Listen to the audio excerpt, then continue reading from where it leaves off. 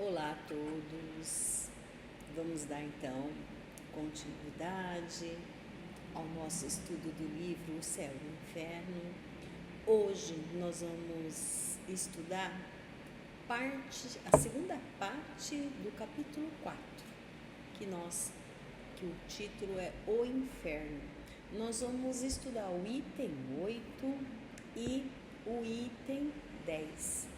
Então, no item 8 nós vamos ver sobre o quê? Sobre os limbos. O que quer dizer, quem que vai para o limbo, como que é, né?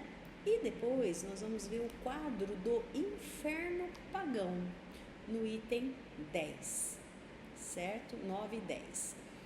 Então vamos fazer a nossa prece inicial, para darmos início ao nosso estudo. Vamos agradecer imensamente a espiritualidade pela oportunidade desse estudo, pela oportunidade de nós termos conhecimento, esclarecimento, para que assim possamos compreender melhor as nossas missões, os objetivos da nossa existência. Conseguir com isso, Senhor, aproveitar todas as oportunidades e o momento que está sendo proporcionado para todos nós. O quanto que conhecimento nos esclarece, nos engrandece, nos enriquece para juntos conseguirmos evoluir passo a passo nessa nossa existência. Nosso muito obrigado, que essa semana seja abençoada, iluminada para todos nós, que assim seja. Bom, então vamos dar aí sequência ao nosso estudo. O item 8 vai tratar do quê? Vai nos falar sobre os limbos. E que lugar que é esse? O limbo, né, segundo Allan Kardec, o que Allan Kardec nos descreve aí no livro, porque na realidade não é da nossa doutrina, né? O limbo seria um lugar destinado para aquelas pessoas que nem fizeram mal e nem fizeram bem, quer dizer, vamos dizer aquelas pessoas neutras, né, que não tiveram as oportunidades. Porque segundo o paganismo e o cristianismo, né, existe o céu e existe o inferno. Tudo que nós já conversamos a respeito disso, né, até nos estudos anteriores, nos capítulos anteriores, o que a gente vem tratando e trabalhando sobre isso. No céu ficam o quê? As pessoas que fizeram o bem. E no inferno, as pessoas que fizeram o mal.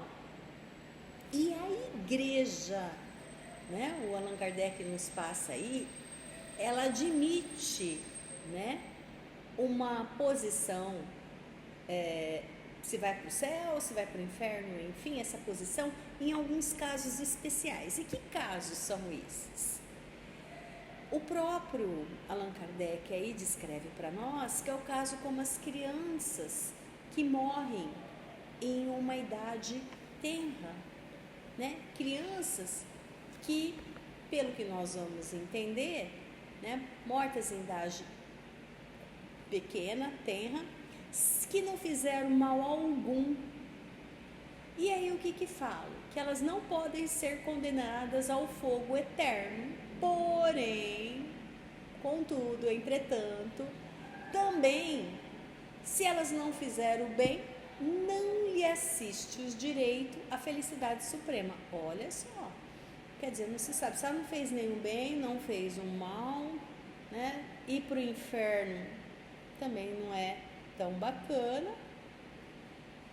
Bom, e onde então essas crianças ficam?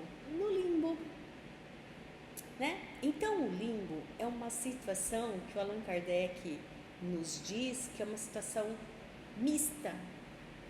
Ela não é bem definida. né? Quem é mau vai para o inferno, quem faz o bem vai para o céu. Não. Então ele até usa esse termo meio que uma situação mista. Essas crianças, então, não tiveram oportunidade de fazer nem o bem e nem o bom. Então, para onde que elas iriam? Para o limbo. Né? No limbo, todos não sofrem, nem gozam da perfeita felicidade. Então, vejam bem, não sofrem, né? Como se diz, uma situação mais neutra, porém, não tem o direito à perfeita felicidade. Tá? O problema todo, né, que a gente acaba vendo é que os espíritos que seguem para o limbo, eles ficam lá, como vamos dizer, eternamente. Eles não vão nem para um lugar, nem para o céu e nem para o inferno, não vão para lugar nenhum. Então, desse direito, né? Eles não têm direito de gozar de uma perfeita felicidade, de uma evolução. Então, acaba em uma privação de crescimento desse espírito, de uma evolução, de uma busca de uma felicidade, de um desenvolvimento, pelo fato do quê? De ter morrido criança. A palavra limbo, ela vem do latim. Limbus quer dizer orla, né? Margem, né? Então, limbo quer dizer a margem da presença de Deus, tá? Então, antigamente se julgavam, né, que as almas que morriam sem batismo, elas iriam para esse local, né? Um lugar sem sofrimento e sem felicidade, né? Bem assim. Agora, o que eu poderia dizer, pelo que eu andei pesquisando, né? A própria igreja, em 2007, o Papa Bento XVI, ele decretou o fim do conceito de limbo, tá? Então, essa decisão aí, ela tem uma ligação à questão do pecado. Na realidade, sim. Percebe-se que tinha uma exclusão dos bebês, que muitas vezes são inocentes, tá? Não poderiam ir para o céu, né? E aí o amor, e Cristo, e Jesus, o amor por todas essas crianças, certo? Então, esse conceito de limbo parece-me que parou na igreja. Bom, um outro exemplo que o Allan Kardec nos dá sobre o limbo, né? E que aí no item 8 do nosso livro vai nos dizer, é o caso dos selvagens, né? Selvagens que não tenha recebido a graça do batismo, como eu comentei até ali, e as luzes da religião.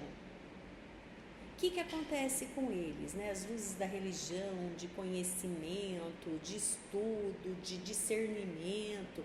Porque os selvagens, eles não tiveram, vamos dizer, o conhecimento, não tiveram uma educação, não fazendo parte, vamos dizer, de uma civilização como nós fazemos, né? Não tiveram condições de raciocinar, de intelectualizar, de aprender sobre o bem e sobre o mal. E aí pecam por onde? Por ignorância, entregando-se aos seus instintos naturais, devido ao quê? A falta de cultura, né? A falta desse conhecimento do que é bem, do que é mal. Isso daí foi privado deles, certo? Portanto, os selvagens, eles não podem até ser penalizados por uma atitude equivocada, quando ele não teve orientação, não teve entendimentos necessários, que é muito diferente até de nós, homens civilizados, né? Quanto de estudo, quanto de conhecimento, e sabemos que muito vai ser até mais cobrado de nós, que sabemos o que devemos fazer, sabemos sobre o bem, sabemos sobre o mal, e aí vem da nossa atitude de começar a corrigir tudo isso, tá? Então, tanto as crianças quanto os selvagens iam para onde? Né? Para o limbo. Então aqui, quando fala dos selvagens, não podendo ter nem a culpabilidade dos méritos daqueles que puderam agir com conhecimento de causa. Eles não podem nem ser culpados, porque eles não têm conhecimento, não tiveram discernimento para tudo isso, certo? Aqui eu coloco para vocês essa figura, que é uma figura da descida de Cristo para o limbo. Essa figura de Cristo para o limbo, eu quis colocar, ela foi pintada, né, por Andréia de Bonaito, alguma coisa aqui, tá? Bom, para nossa doutrina, o limbo, não seria uma injustiça você colocar as pessoas nos limbos quando elas não fizeram conscientemente, voluntariamente, elas não agiram para fazer nem o bem e nem o mal, né? Questão, aquele senso de justiça. A criança que morre, como nós acabamos de falar, em tenra idade, teve culpa de não ter tido a oportunidade de praticar o bem? Né? Por isso ela vai ficar ali eternamente no limbo, sem crescer, sem evoluir. E o Allan Kardec, ele nos auxilia, né? E que ele fala que essa parte aí acaba sendo um suplício eterno e merecido. Por que suplício eterno? Porque quem está ali não vai vivenciar a felicidade, não sofre, mas também não tem felicidade. Então a nossa doutrina nos faz refletir sobre essa situação do limbo, né? Por quê? É uma situação que a gente percebe que tem, pela nossa doutrina, uma injustiça, uma desigualdade, né? A gente sempre quer crer e acreditar que temos possibilidades, oportunidades de crescer, de evoluir, de desenvolver e sermos felizes, certo? Bom, para encerrar essa parte, nós encontramos ali no finalzinho a cada um segundo as suas obras, né? Então, esse senso de justiça que eu acabei de falar, que a própria doutrina, tudo isso que Allan Kardec nos passa, o que eu vou fazer, o que eu vou desenvolver, o que eu vou plantar, eu vou colher, né? Então, o que eu vou fazer, eu vou ter como consequência algo para mim. Mas é preciso entender como as obras boas que realizam livremente, voluntariamente, as únicas nas quais incorreram responsabilidades, né? Se eu sei, se eu tenho consciência, a responsabilidade é minha, do que eu faço, dos meus atos, das minhas atitudes, e ter consciência de tudo isso. O que não é o caso nem da criança e nem do selvagem que nós estudamos até agora, né? Por quê? Nem daqueles de quem não dependeu de estar esclarecido. Não é o caso deles, que eles não conseguiram ter todas essas instruções e não tiveram as oportunidades. Certinho? Agora, nós vamos entrar no quadro do inferno pagão. Nesse item 9, nós vamos saber do inferno pagão. E na próxima semana, no item 11, né, sobre o inferno cristão, que nós vamos estar vendo a semana que vem. O que o Allan Kardec nos diz, né? Ele até fala logo no início aí que nós conhecemos muito pouco desse inferno pagão. A descrição desse inferno pagão, ele acontece de que forma? De que jeito? Né? Ele aconteceu pela descrição somente de poetas. E ali cita, né, que Homero e Virgílio fizeram uma descrição mais completa, né? Tem a de Fénelon Telemaco, né? E aí o que é interessante nós observarmos? Hora que vocês lerem toda essa história, porque tem aí, eu vou fazer um breve resumo do que esse assunto trata, além do resumo, focar, né, o que nós podemos compreender dessas palavras, porque na realidade é o item ali 9 e logo em seguida já vem toda a história, tá? Então é colocado que as pessoas ficam refletindo os seus erros. No inferno pagão, as pessoas ficam refletindo os seus equívocos, tá? Então descreve o inferno pagão aí, o que eles falam, o aspecto lúgubre dos vários lugares, tá? E procura ressaltar, sobretudo, o gênero dos sofrimentos a que são submetidos os culpados. Então, o que acontece aí? Eles fizeram uma descrição de pessoas que foram reis aqui na Terra. Reis aí é descrito, né, o reis da Babilônia, ou enfim. Mas que esses reis, eu até coloquei aqui alguns para vocês verem, que não usufruíram de forma adequada daquele reinado, de todo aquele poder, de toda aquela pompa, circunstâncias, até poder de comando, de mando, desmando, enfim. São reis, o texto, a hora que vocês lerem, que durante a sua reencarnação na Terra tiveram o quê? Atitudes erradas, equivocadas, e nem por isso eles foram para o inferno. O que aconteceu com eles? Eles ficam escravizados por aqueles que eram seus escravos na vida material,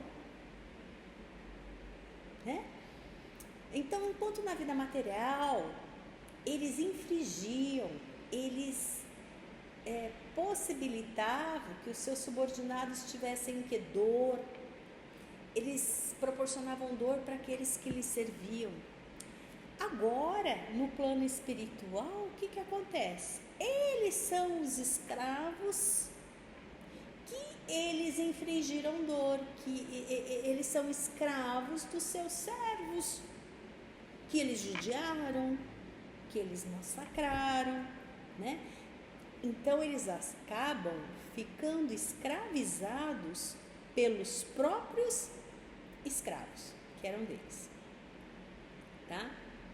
E aí, esse inferno pagão, eles não vão ter nem mesmo a consolação de esconder a sua vergonha, né? Então, é comentado ali que é preciso que todas as sombras, todos os erros, tudo que foi feito, seja o quê? Testemunho. E aqui, então, aonde que eles nos mostram que no inferno pagão, as pessoas são confrontadas com o quê? Com seus erros. Esses erros vêm à tona, esses erros são mostrados.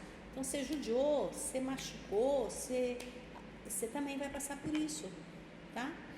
E aí, o que a gente fala, que o pior inferno para elas, né? Além de todo o fogo que nós já comentamos, é que elas são enfrentadas o tempo todo e deparadas com os seus erros, como se fosse um martírio, uma cobrança, um suplício, tá? Aí ela não consegue esconder aquilo da sua própria consciência, tudo aquilo que fez de errado. E é como se que nós quiséssemos aqui, por exemplo, na Terra, esconder da nossa consciência, esconder de nós mesmos o que nós fizemos de errados, os nossos erros, tá? No inferno pagão, o que vai acontecer? Essa verdade fica o tempo todo, né, sendo mostrada para nós, e não conseguimos fugir do que realmente nós somos, do que nós fizemos, do que sou. Então, essa cobrança, esse martírio, como eu estou falando, é um verdadeiro quê? Inferno. Porque está ali o tempo todo enfrentando, o tempo todo vendo as verdades, a verdade frente a frente, vendo as suas imperfeições e de forma o quê? Eterna, uma cobrança o tempo inteiro. Porque o inferno pagão é eterno, tá? Então, se ele é o eterno, é um suplício, é uma dificuldade, é um martírio eterno, né? Ali no texto também, nós vamos ver que vai ser comentado sobre 3 juízes no inferno, que esses juízes ficam atormentando o quê? A consciência, né? Fazendo que as pessoas enfrentem, enxerguem seus erros como de fato são, ok? E aí o Allan Kardec vai nos mostrando, citando situações que a gente percebe que tem crueldade, né? Vai mostrando como as pessoas acabam ficando nesse inferno.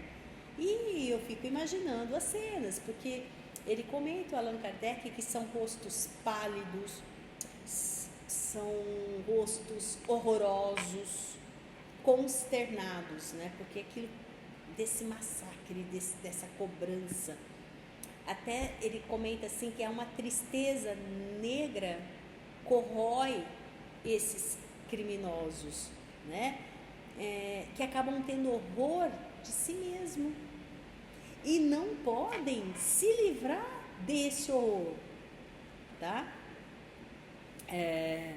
E, gente, não tem necessidade de um outro castigo para suas faltas, né? Do que ficar nessa cobrança, nesse martírio, né? Isso fica perseguindo, isso é um tormento. Então, um inferno pagão é o tormento. Eu fiz um breve resumo descrevendo tudo isso, né? Bom, entende-se, né, bastante por esse resumo, por toda essa história que vocês vão conseguir ler, sobre os destinos dos maus reis, como nós comentamos. E eu vou passar um trechinho onde o nosso querido Divaldo, ele fala sobre essa história aqui, né, dentro de uma palestra dele, certo? Bom, eu vou disponibilizar um trecho onde numa palestra do Divaldo ele vai comentar sobre os babilônios, né? Então ele vai falar dos tormentos após a morte narrados pelo rei cruel da Babilônia, que é o Nabofarzan, onde aí nesse item do céu e inferno é citado até o nome do Nabofarzan, né? E aí, para a gente poder entender, o Divaldo fala bastante dos babilônios para nós a respeito disso, né? Da grandeza, da soberbeza deles, mas o que o inferno pagão nos fala, né? Tudo que você vai fazer, né? Você vai acabar, os seus erros vão te martirizando ali, certo?